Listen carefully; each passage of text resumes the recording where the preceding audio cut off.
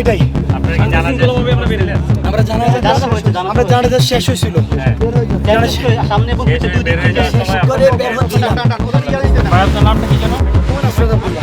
রাজনীতিতে নতুন করে উত্তাপ পুলিশ হত্যার বিচার নিয়ে। জুলাই আন্দোলনে যেমন অসংখ্য মানুষকে হত্যার বিচার হচ্ছে, তেমনি মব সৃষ্টি করে পুলিশ হত্যার বিচারও শুরু হচ্ছে। তবে এতে সবচেয়ে বেশি বিপাকে পড়েছে বৈষম্য বিরোধীরা। এরই মধ্যে অনেকে স্বীকারোক্তি দিয়েছে পুলিশকে হত্যা করে দেশ স্বাধীন করেছে। তবে সেই কথাই যেন কাল হয়ে দাঁড়িয়েছে।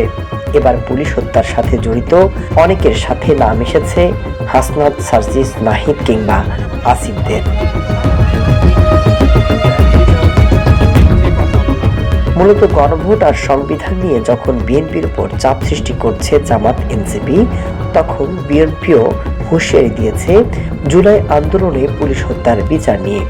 এমন অবস্থায় ফেঁসে যাচ্ছেন অনেকে।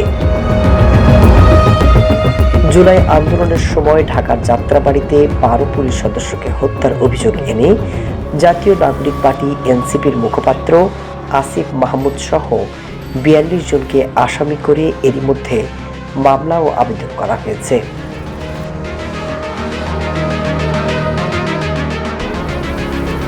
মামলায় অভিযোগ করা হয়, জুলাই আন্দোলনের শেষ দিন অর্থাৎ 5 আগস্ট বিকেল 5:30টার দিকে আসিফ মাহমুদের নেতৃত্বে যাত্রাবাড়ি থানার সামনে অন্তত 7-8টি গাড়ি পুড়িয়ে মালামাল লুট করা হয়। হামলা ভাঙচুর করে থানা নিজেদের নিয়ন্ত্রণে নেয়।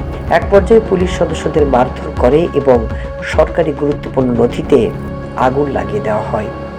ওইখানে থাকা আসিফ মাহমুদ এবং সহকারীদের সহযোগিতায় ওসি আবুল হোসেন সহ 12 জনকে কুপিয়ে হত্যা করা হয়।